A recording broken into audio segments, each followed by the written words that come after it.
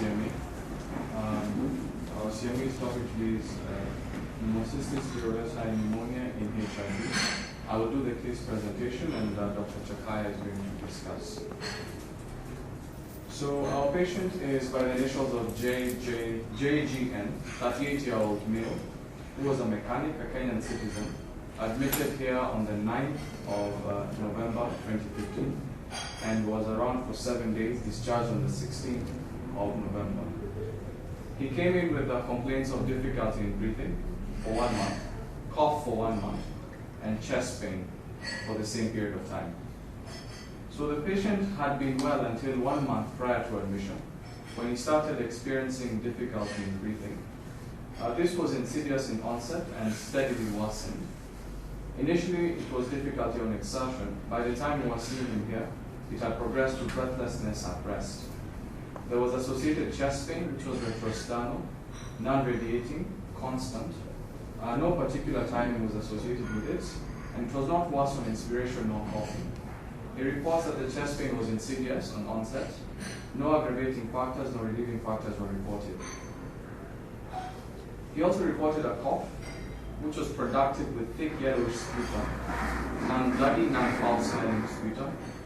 The cough was not worse at night, not worse early in the morning, and there were no known triggers for the cough. It is a constant cough which is reported. It was not associated with any postural change. There was no history of wheeze. He also reported fever, non-relenting fevers, non-cyclic,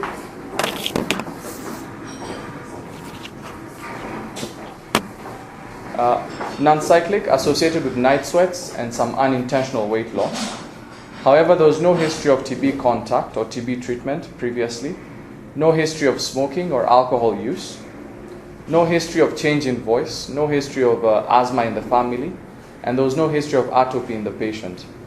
He reported that this was the first incident of such presentation in his life.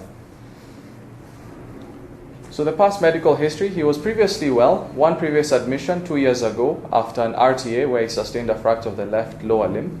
Open reduction and internal fixation was done successfully.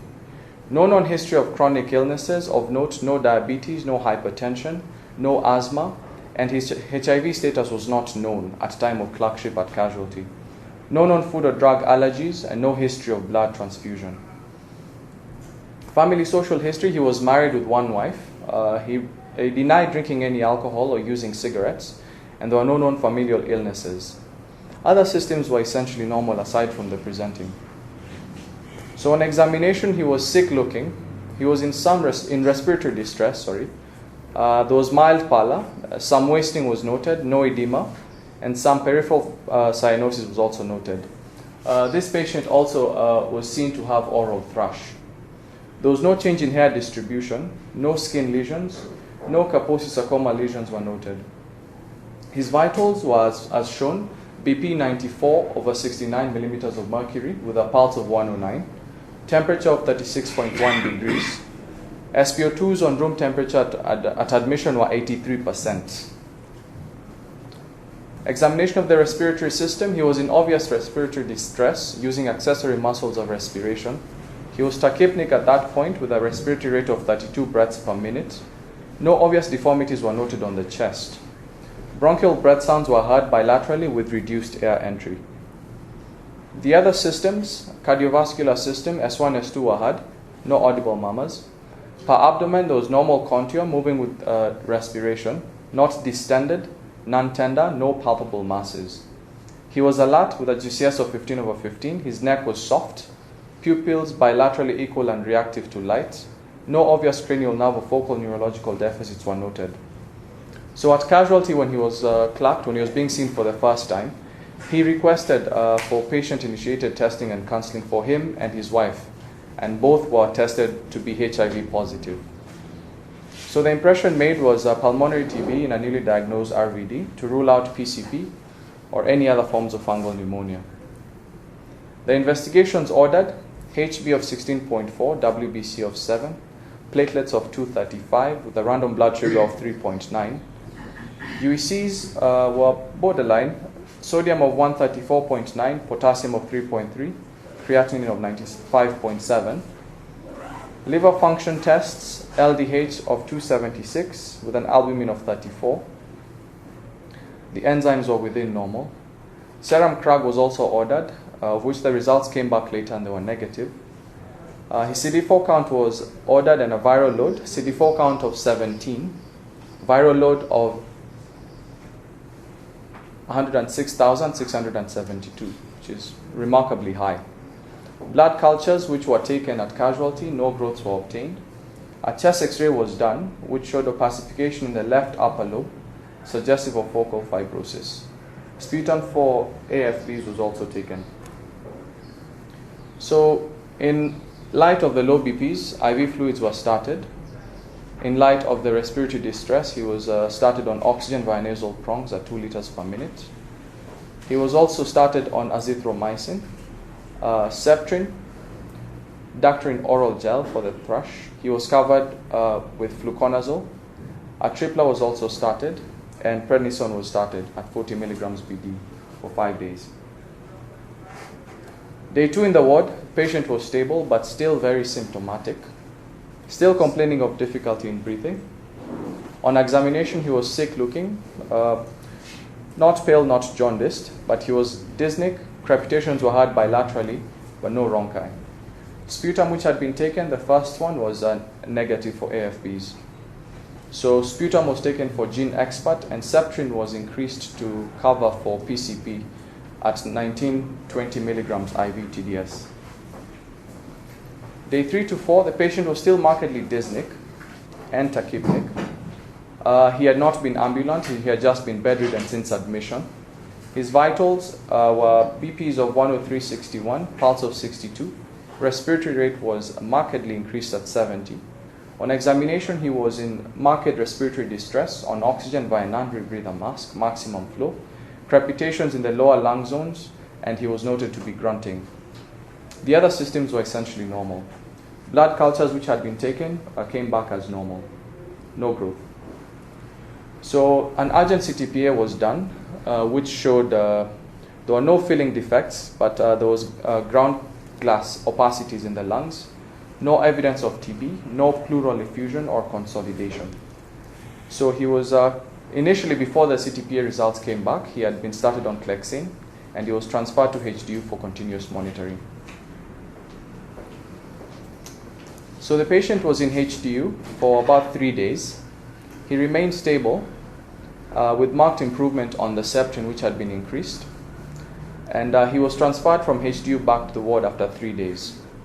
He stayed in the ward for 2 days and was later discharged home in a stable condition. He had markedly improved. He was no longer dyspneic. The fevers had settled. He was not in respiratory distress. He was discharged on the 16th of November on Septrin 1920 to complete treatment for PCP pneumonia. He was also discharged on Atripla, fluconazole 400, which had already been started, and prednisone was tapered down. He is to be reviewed in 2 weeks at MATA MCC, which is going to be towards the end of the month. Thank you.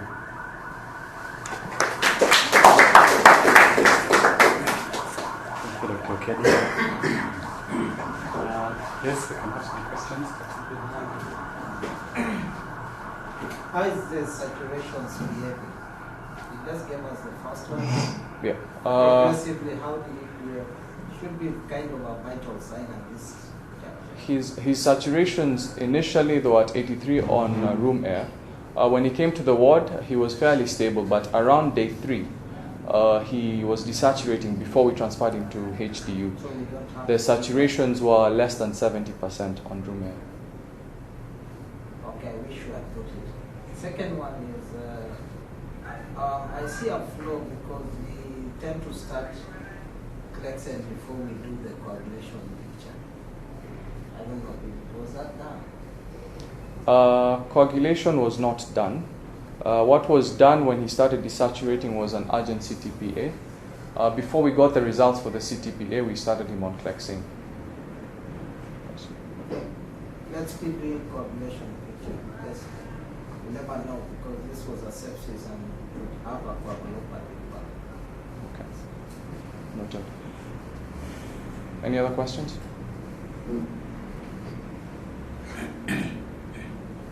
Yes. CTPA is what? Commonly in this transplant center.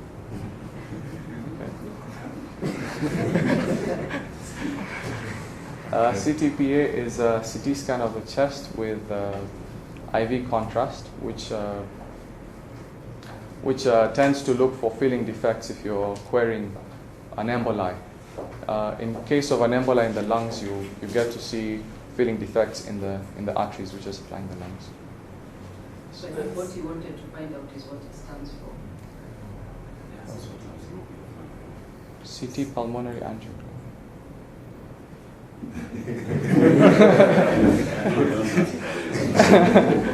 I think Dr. Fuller has a valid point. You should not just take these abbreviations the first time. State them and use abbreviations the second time. Okay. Now tell us about the left upper zone where you see fibrosis. What did you see in the CT report? The CT scan reported ground glass appearance that particular in the zone? lungs. Is it explicit? Sorry, so when you say explicit, what do you mean? Are you that accurate? This was a report from the radiologist. The report specifically say left upper zone? No, it did not. So it's not explicit. No. You need to follow it. Yes.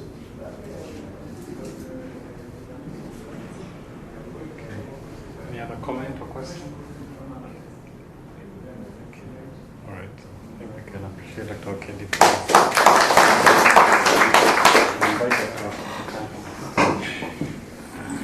Well, first, I thank you for the opportunity again to speak at these great forums. Unfortunately, I tend to only come when I'm speaking, which is not a very good, not a very good habit. But many of you know that I'm an extremely challenged man as far as early morning meetings are concerned. If these meetings were around 8 o'clock, I would always be here. Our patient, number one, I think by the time this patient was leaving this hospital, I think it's fair to say we have no diagnosis. We treated the patient, but we have no diagnosis, and something worked. Now, whether it was the antifungals that worked, or whether it is the hydrocephalin that worked, or whether it is the prednisone that worked, we have absolutely no idea. This patient, for example, could have had hypersensitivity pneumonitis that responded to the steroids. So while we are talking about PJP today, we really cannot use this patient as a classic case of PCP or PJP. Similarly, I mean, the other reason I'm saying that is that this patient on the chest radiogram had a right upper zone fibrotic lesion. That's not typical of PJP, as all of us know. So we will discuss PCP, all right? Come on, I'll do it myself. We'll discuss PJP for sure, but I'm not sure whether we can use this patient as a typical case of PJP. I think that's what I thought we needed to start with. I want to put that in there because a few years ago I was requested to contribute a chapter in this book, which is an online book that is published by those fellows there. And you may access this online. That is the web address. I dealt with many complications of the lung, very comprehensive in my view. I did it, so I think it is comprehensive. And it may be a good reference for those who may be interested in looking this a little further on. PCP or PJP was among the first index diagnoses that helped us understand that there was, in fact, a new epidemic in the horizon.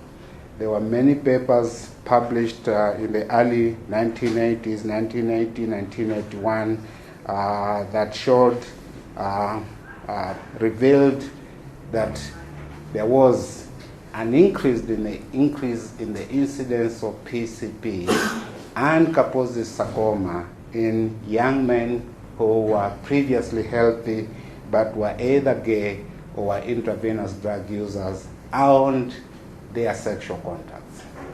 At that time, we did not know about HIV/AIDS. I remember I was in medical school that time, and among the first few lectures we were given when the term acquired immune deficiency syndrome was first coined. I think I was in fourth year or something like that. And one of our professors of immunology, who is still alive and very active, said there is nothing like that syndrome. Even malnourished children have acquired immune deficiency syndrome. So we were in the denial phase before HIV became real. And so these kind of things highlighted the importance of this infection at that time in HIV-infected individuals. In the pre-ART era, in Europe and North America, almost 80% of HIV-infected individuals would experience an episode of PCP before they die.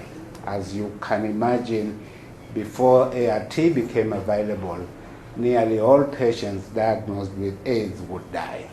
And so PCP was among the most common causes of death in these patients. It was occurring in nearly 80% of these patients.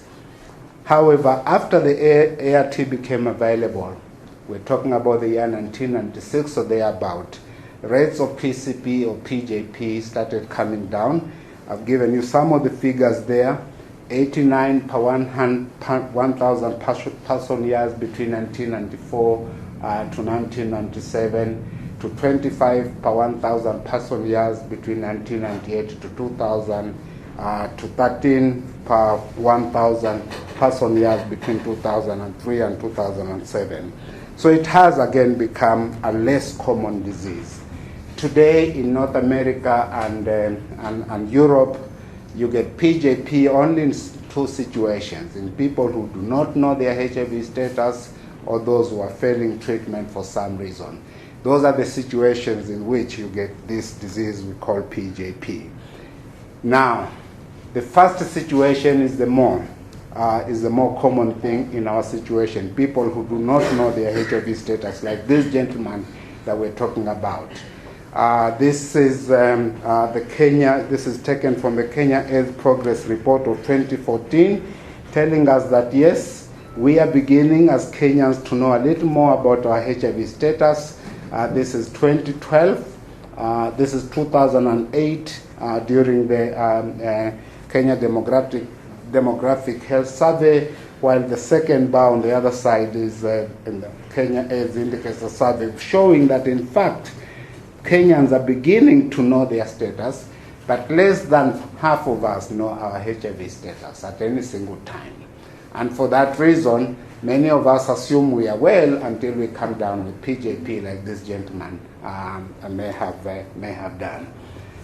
So, while PJP was an extremely common problem in North America and Western Europe, affecting 80% of HIV-infected individuals, in sub-Saharan Africa it was rare. There were studies, including our own study that was never published, that was carried out at Mbagathi District Hospital. Dr. Sam Gatua did 100 bronchoscopies in the early phase of the HIV epidemic in this country. He never published that work. There was no single case of PJP at that particular moment in time. So this was a very, very rare infection.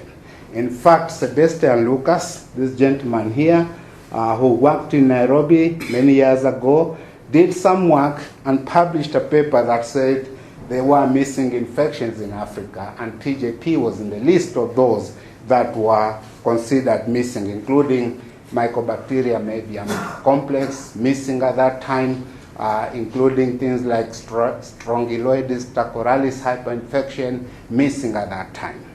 So the HIV epidemic has changed, because by the time we go to the 1990s, many workers within the African setting were beginning to see an increase in the rates of PCP. The first few people to report this was a guy called Malin in Zimbabwe, who reported about a rate of 35% in his patients at that moment in time. But we had people like Kamamfu working in Burundi and Atozi working in Zimbabwe, who also, this was Cote d'Ivoire, who showed that in fact the rates of PJP in the African setting were beginning to increase. We have done several studies in this country. The first one was our own study. I was the peer in that study in Bagate District Hospital. The study was supported by the Japanese, and we did 51 bronchoscopies, and in those 51 bronchoscopies, 37.2% of these patients had PJP, confirmed PJP. Sika did a similar study as part of his MMed thesis at the Kenyatta National Hospital, and at that time 35.5% of patients had PJP. Those, I think, are the only studies that I know. There may be some other studies that have been done more recently, but those are the kind of things that we're talking about. So if you get patients presenting with the syndrome that is compatible with PJP, because these were all selected, smear negatives and what have you, about a third or slightly more than a third of those would be PJP positive if you tested them. So let's talk a little bit about this infection and what we know about it. This infection has undergone a lot of confusion in terms of its taxonomy. It was initially thought to be a protozoa, and then they said, no, it's not a protozoa, it is a fungus. And the idea that it's a fungus was based mainly on DNA profiling and biochemical analysis. But unfortunately, this germ does not respond to the usual antifungals. There may be some response to echinocandins, but that is not yet completely established. And today, your usual antifungals is not what you will use when you are treating PJP. This is how you recognize the disease. Like in this individual, the onset of symptoms is usually subacute, so they do not come, for example, to us rapidly like they would come with a community-acquired pneumonia. So it will be a slow onset kind of thing. By the time they come, they have had their illness for 2 to 3 weeks or more. Usually a cough which is dry and progressive shortness of breath. And when you examine them, unlike this patient, a lot of these patients will have an absolutely normal chest examination. Oftentimes, these are patients who come to us when they are very severely immunocompromised. PCP does not occur, or PJP does not occur in people with CD4 counts above 200. So oftentimes, these patients will have evidence of immunocompromise, like oral thrush or anogenital herpes and things like that. Typically, your chest X-ray will show either interstitial or alveolar shadows with a bit of a perihilar distribution and basal and apical sparing. And I'm going to show you a picture. If you see pneumothorax in a patient who is HIV positive, your diagnosis is PCP.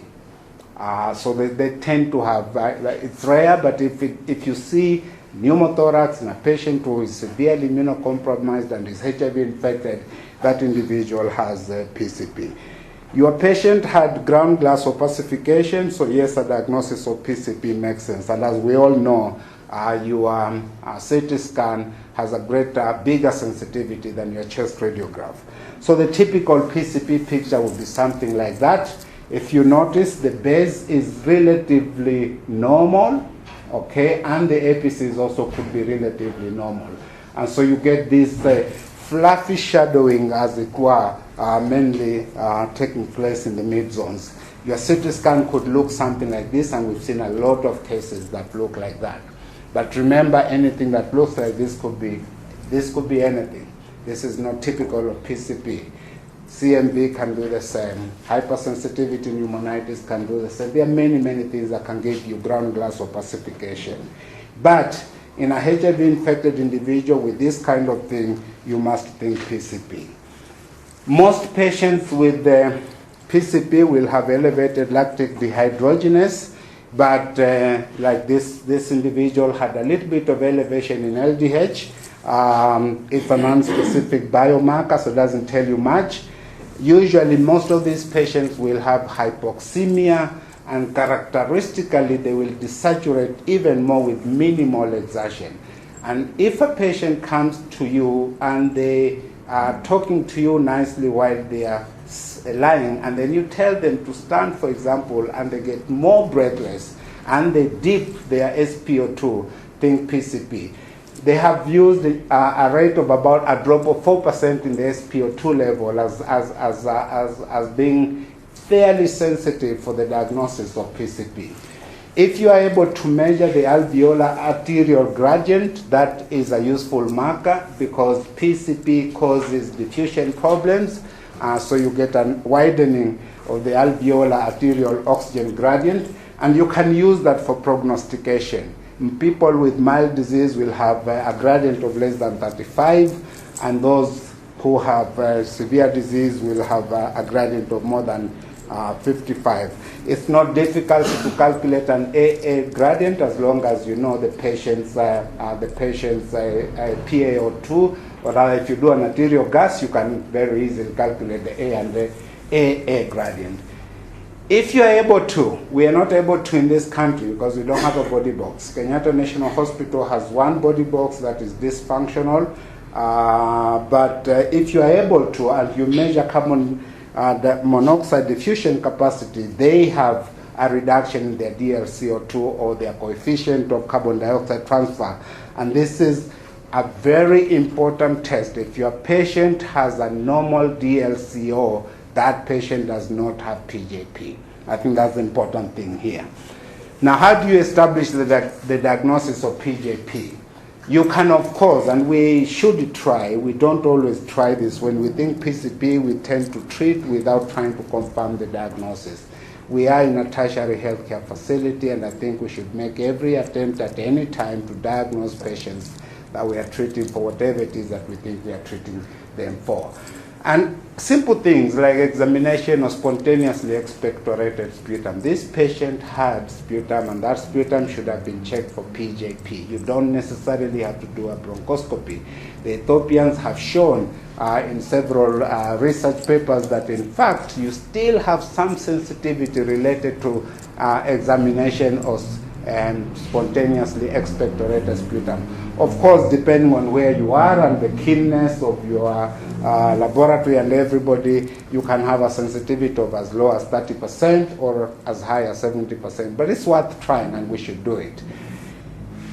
If you are able to induce the sputum, which basically means making your patients inhale hypertonic saline, the problem with this procedure is, of course, the risk of transmission of aerosolized infection. So if they have SARS, or if they have Ebola, or if they have TB, or any of those things, you might end up with a bit of a problem. But induced sputum, compared to the gold standard, which is your bronchoalveolar lavage, has got a sensitivity that reaches about 50%. So slightly more than what you get with the spontaneously expectorated sputum. Bronchoscopy with bronchoalveolar lavage is the gold standard. And every patient who is thought to have PJP should have a bronchoscopy, ideally within 24 to 48 hours of admission. The empiric treatment can start, but you have a window of opportunity up to 5 days after starting high-dose cotrimoxazole. You can still confirm that diagnosis. And so within 24 to 48 hours, if we are able to, this is the time to do a bronchoscopy. Oftentimes, we end up with patients getting to ICU 10 days down the line. That's when you are told, now go and do a bronchoscopy. It's a complicated situation. The patient has a lot of problems, and you can't do the bronchoscopy, and you end up treating patients on an empiric basis. You can also examine lung biopsies that you obtain through the bronchoscope, and very rarely you can do open lung biopsies in these patients. If you're going to do if you take samples to the laboratory for pneumocystis testing, what are the kind of things that the laboratories will do?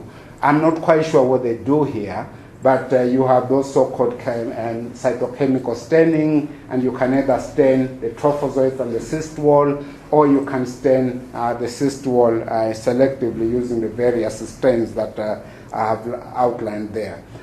The most useful thing, if it's available, is immunofluorescence staining. This has got a high sensitivity and very high specificity. If you choose to do PCR, quantitative PCR, so the more sensitive it is, or rather the higher the sensitivity, the higher the possibility that you're dealing with this problem.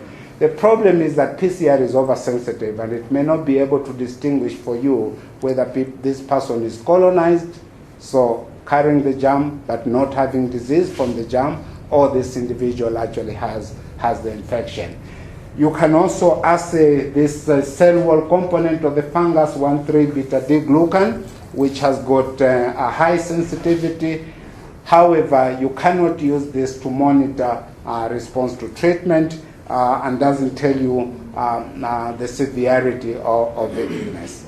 So this is a very good test that, in fact, maybe if we are looking for a non-invasive test, maybe to try and help diagnose our patients here, if we don't want to do bronchoscopies, we may want to introduce 1,3-beta-D-glucan if it's not too expensive. I really do not know how much it costs at this moment in time.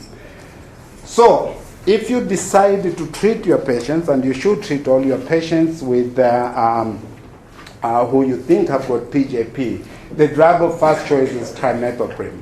And the dose should be 20 milligram per kilogram body weight for the trimethoprim and 100 milligram per kilogram body weight for the sulfamethoxazole, which basically works out to about 19-20 milligrams 3 or 4 times a day. And you do this for 21 days. You can, of course, use intravenous pentamidine or Dapsone with pyrimethamine. If you choose to use clindamycin, the best results are if the clindamycin is combined with primaquine. If it's not combined with primaquine, you don't get very good results. I noticed in this hospital there is a tendency to use Cetrin with clindamycin.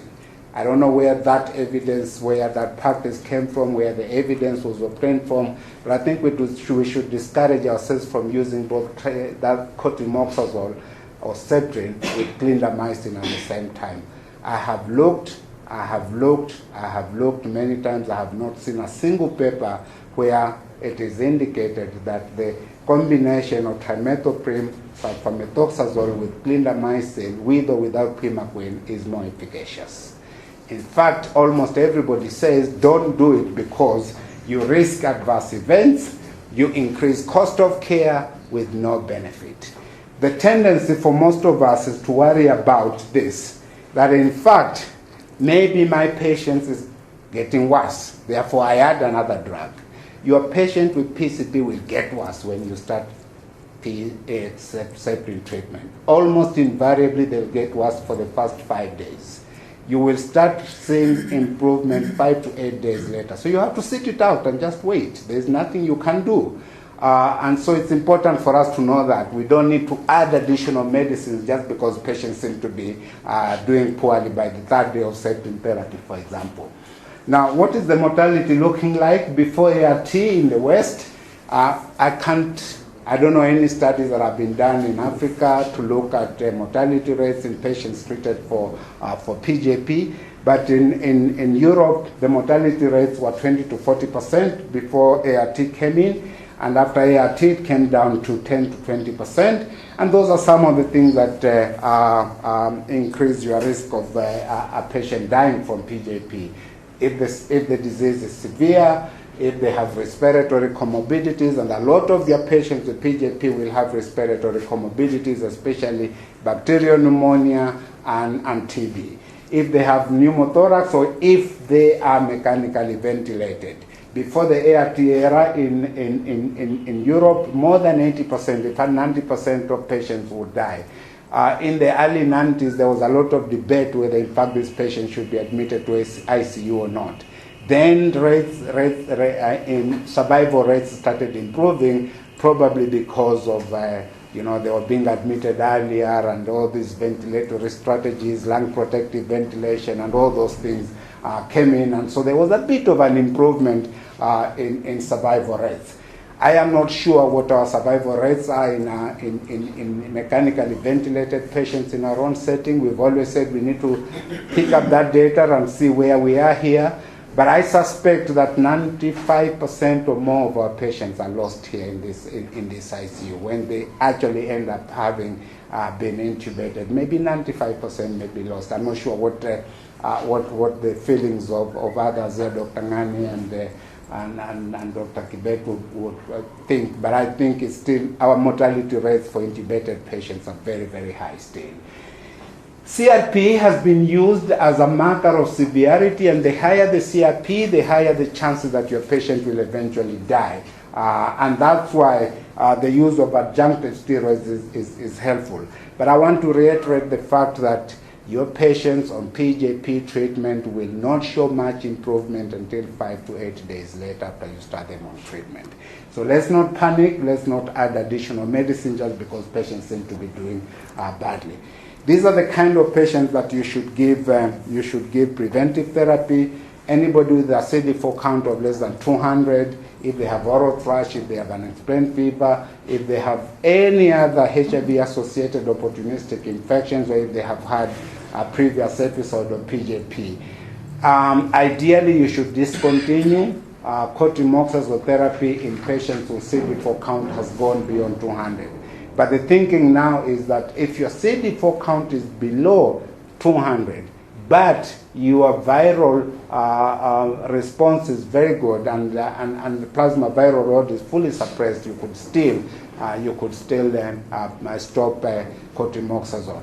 We have a tendency in this country, and it's in the guidelines, as WHO is what WHO is saying, because nobody wants to do the studies, is that patients are kept on cotrimoxazole preventive therapy for life.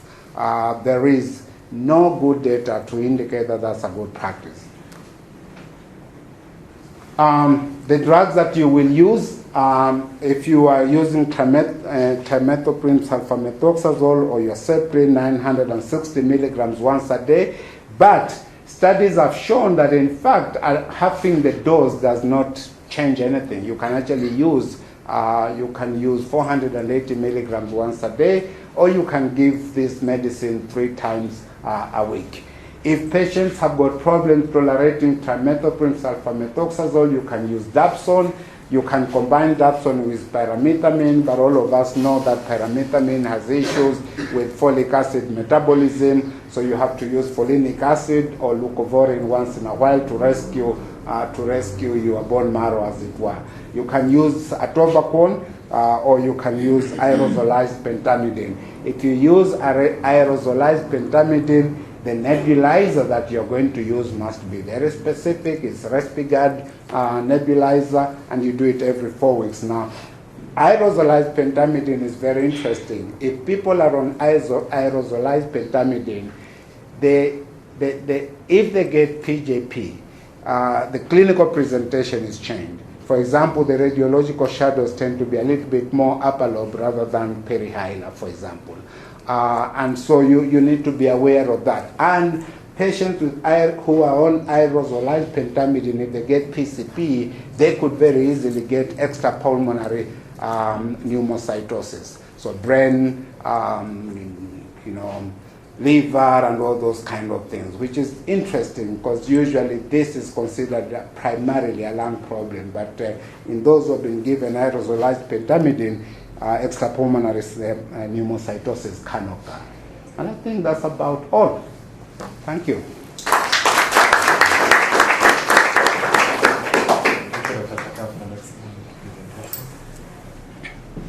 Can you take questions or comments? Thank you very much, Dr. Jerovecii. That was one of the best presentations I've seen in 2015. And I would just want to make a comment concerning PJP in ICU. Between 2009 and 2013, mid-2013, our outcomes for PJP patients who were intubated, mechanically ventilated was 100%. If there was one patient please kept, I cannot remember that patient of the I don't discuss it. However, in 2013, mid-2013, 2014, we saw some difference. We had this debate. If these patients all pass away, is there merit in putting them on the machine in the first place? And we adopted a different approach, suggesting that these patients may require a high level of care as opposed to standard care that we give to all our clients. And around the same time, a senior physician, I'll not mention specifically, I introduced the practice of combining Septrin and clindamycin.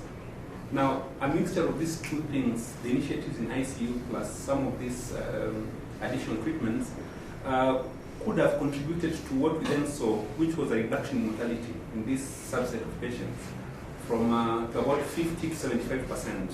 And suddenly now we could see PJP patients going home, being discharged, being transferred, surviving for longer. I'm quoting our quarterly ICU users reports, and we had a big interest in HIV specifically. Now, one of our big weaknesses as an institution, as a country, is we don't do enough studies. We don't put these things in controlled, we don't do controlled studies, and therefore it's hard to say that this effect is related to these interventions. So really it's almost anecdotal, but that's what we saw. And therefore going forward, it gave us a bit of confidence in having this combination for this subset of PJP patients.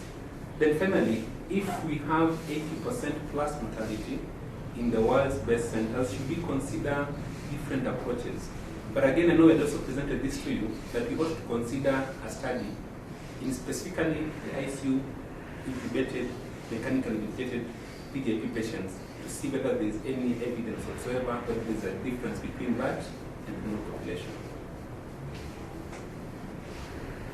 I think that's much more of a comment than a question, really. My feeling is that, yes, I mean, there may be benefit in combining clindamycin with the high-dose Septrin, but really that will be considered experimental treatment at the end of the day, because it's not the norm. And unfortunately, like you say, we don't do the kind of research that we need to do. This would be easy. Randomize patients, one-to-one, Septrin alone and Septrin with clindamycin. Yes, no ethical dilemmas there at all, because this is not standard treatment, and quickly look and see whether in fact patients who are on both medicines do better in terms of overall survival, length of hospital stay, or length of being on mechanical ventilation, and that kind of thing. But we also must standardize everything else. We improved our ventilation methodologies, because a lot of these patients, a lot of patients who are ventilated have, especially if you keep your PEEP at very high levels, those have higher mortality. So it's all those things, lung protective ventilation and water fluid management, all those things. You probably became better at doing it, and we cannot say for sure whether it is the Septrin clindamycin combination that did it, or it is your improvement in basically just taking care of very sick patients in the ICU settings. And we all learn, of course. We do things better if we do them on a regular basis.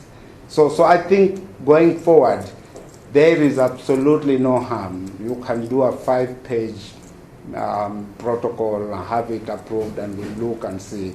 I would really love to see something along those lines, because we need to contribute. They are not seeing PJP in Europe and other places anymore. It's a very rare thing now. We are the ones who are seeing it, because a lot of our patients who are HIV infected don't know it, and they're still coming with these kind of things.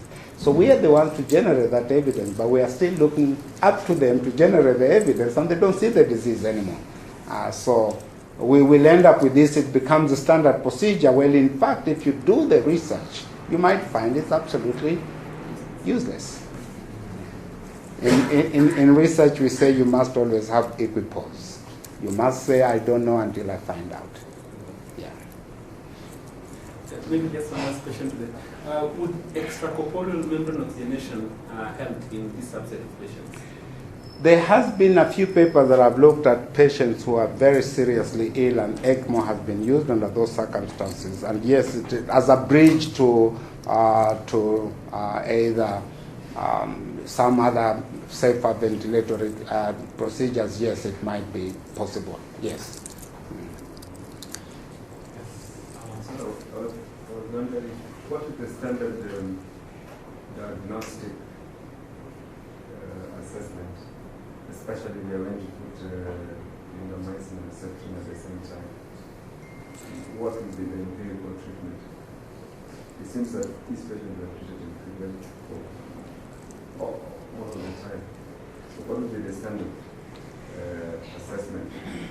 Most of us are not treated before. I think all patients who come to us with bilateral hilar opacification should really get a bronchoscopy procedure, like I said, within 24 to 48 hours of admission.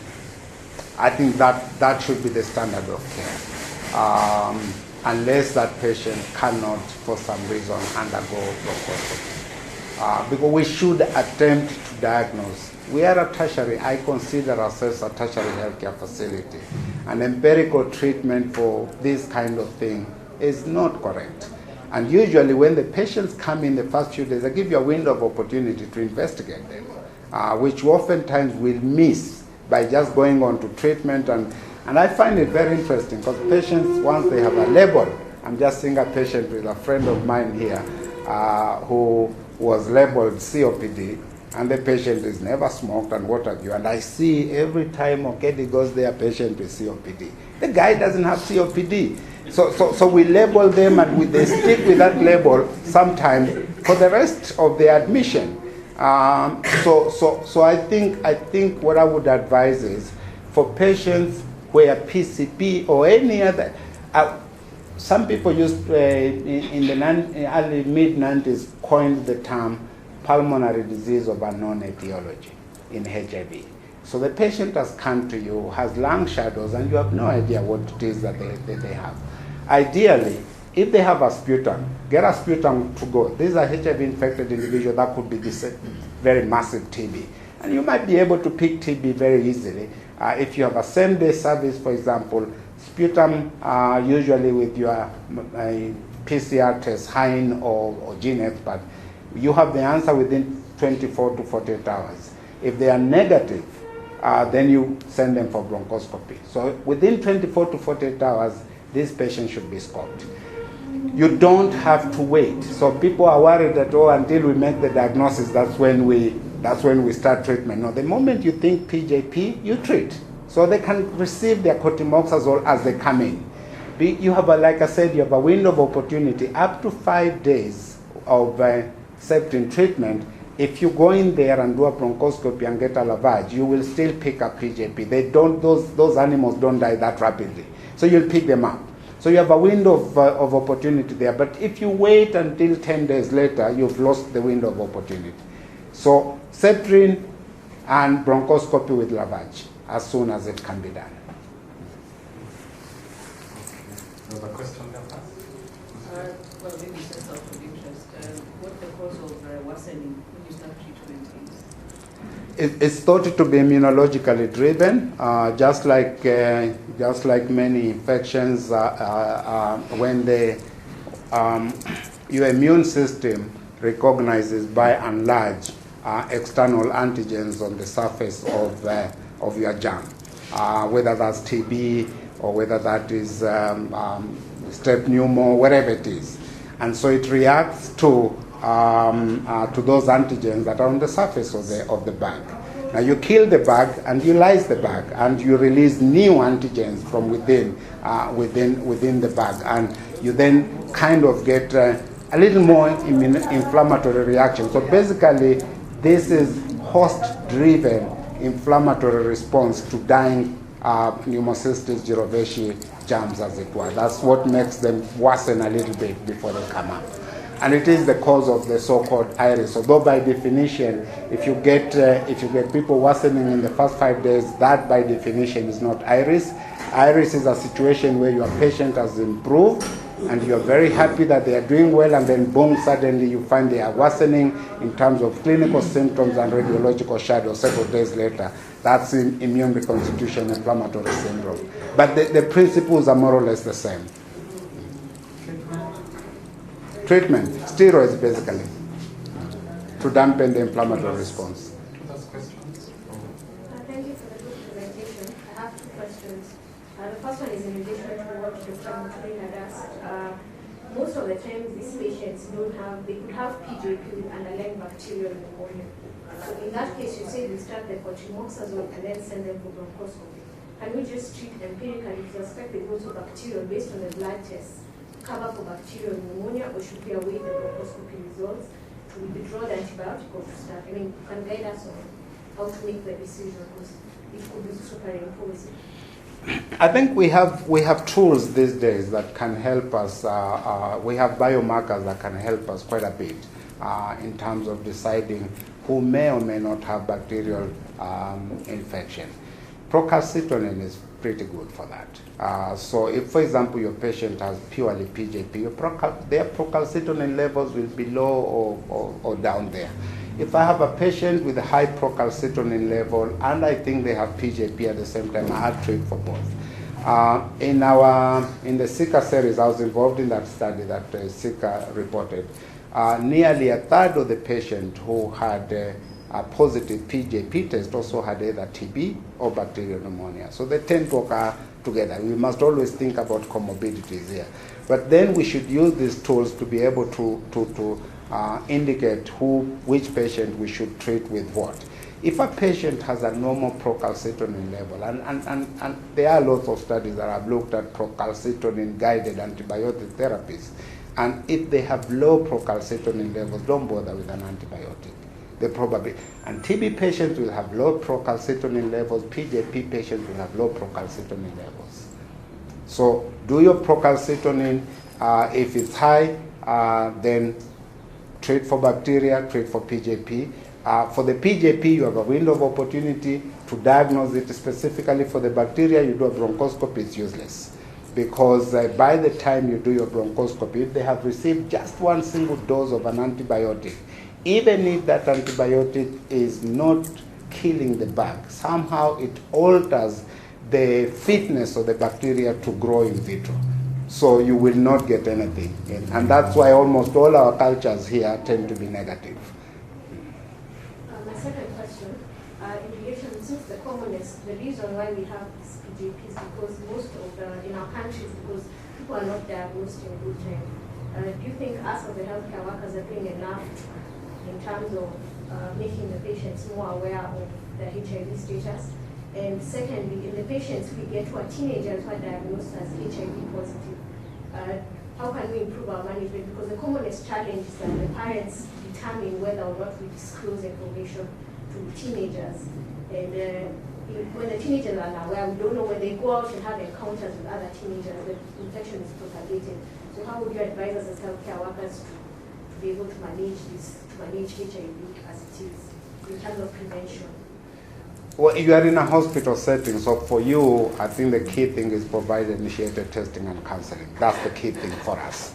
And really, almost all your patients who come in should know their HIV status, irrespective of what diagnosis they came in. You use that opportunity to let people know their HIV status. Even if they came with trauma, for example, they should still go out knowing that they are not diabetic, and they are not HIV infected, and they are not hypertensive, and they don't have dyslipidemia and that kind of thing. I think that's you're contributing to the public health gains that this country need to make. For those of us in public health, we got a different kind of story of how do we reach. There are things that UNAIDS promote called mode of transmission studies, for example. We've done a mode study in this country several times, actually, which shows that the major drivers of new infections, because that's what you want to prevent, are youth and heterosexual sex among married men and women. We are transmitting a lot of HIV ourselves. So there are programs, huge programs now, including the one that was launched by the president a few months ago, that are targeting youth, because the youth are the ones that are going to be the major drivers of the HIV epidemic going forward. And so things are being done by the public health people. I think for us in hospital, it is testing everybody who we come into contact with. That's key. Provide initiated testing and counseling. Thank you for that presentation. My question is about the tendency to treat patients with with some lung condition empirically when you can't diagnose? Are there studies that have been done to show whether most of the patients being treated for TB empirically could probably have PJP? Oh, there's a lot of those kind of studies where we, including one that we did with Mark Hawkins several years ago, looking at patients who are smear negative, and we went into trying to establish what the diagnosis was, more or less similar to what Sika did. And a lot of those patients, of course, end up having TB. For us, TB is a big issue. So TB will always be something that we need to consider. And you don't make mistakes treating people with TB. It's better you overtreat. I mean, I'm not saying we don't treat people who we suspect they have PJP or TB, but I think my bone of contention is we are probably not making enough effort to confirm this diagnosis. There are studies now that are saying maybe everybody who walks in through the door who has HIV, who is seriously ill, should be given anti-TB treatment, whether you know they have TB or not. Moi Teaching and Referral Hospital is currently completing a study, that's a multi-center study, that is randomizing patients into empiric treatment with anti-TBs immediately you walk in, versus those that will wait until the TB is diagnosed or whatever diagnosis is made. And the primary endpoint is mortality between these two groups. I suspect that the group that is given empiric treatment for TB will have better survival, because TB is a big issue. So I'm not saying we're making a mistake by treating people empirically, but we don't learn by not defining what we are seeing. If we then treat everybody, then we become no different from some fellow practicing in some community and putting everybody on something. We shouldn't be there. We shouldn't be there. We should attempt to diagnose all our patients as much as we can. Okay, thank you very much. I think we have a sponsor. Do you have a presentation to make? Okay, please. As a sponsor sets up, just to let us know, we are having our World AIDS celebration today as from 10 out in the field, and then as from